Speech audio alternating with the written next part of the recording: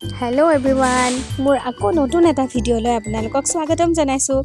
আজি মই বনাব লৈছোঁ মাছ, আলু, বিলাহী। তাৰ কাৰণে মই 3টা বিলাহী লৈছোঁ, 3টা আলু লৈছোঁ আৰু সেইখিনি ধুনীয়াকৈ কাটি লৈছোঁ। তাৰপিছত বিলাহীখিনি পাতলকৈ প্ৰথমে মই কাটি লৈছোঁ। তাৰপিছত ধুই দিলে ভালদৰে গুটিখিনি গুচি যাব। তাৰপিছত এইফালে আপোনালোকে দেখি আছে যে মই ধুনীয়াকৈ মাছখিনি ফ্ৰাই কৰি লৈছোঁ আৰু পিঁয়াজ কাটি লৈছোঁ।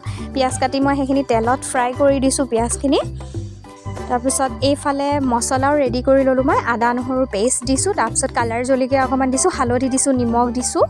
তাৰপিছত আপোনাৰ মিট মছলা অকণমান দি দিলোঁ মই আৰু সেইখিনি ধুনীয়াকৈ ভাজি ল'লোঁ মছলাখিনি। আৰু তাত অকণমান তেল ফুটি ওলাই যোৱাকৈ মানে মছলাখিনি ভাজি লোৱাৰ পিছত মই তাতে বিলাহী আৰু আলুখিনি এড কৰি দিলোঁ। আৰু সেইখিনি হৈ যোৱাৰ পিছত আপোনাৰ পানী অকণমান দি দিলোঁ তাত আৰু ঢাকনখন মাৰি ধুনীয়াকৈ সিজিবলৈ দিলোঁ। সিজি যোৱাৰ পিছত মই তাতে মাছখিনি ভাজি থোৱা মাছখিনি দি দিলোঁ আৰু তাৰপিছত মোৰ মাছৰ তৰকাৰী ৰেডি।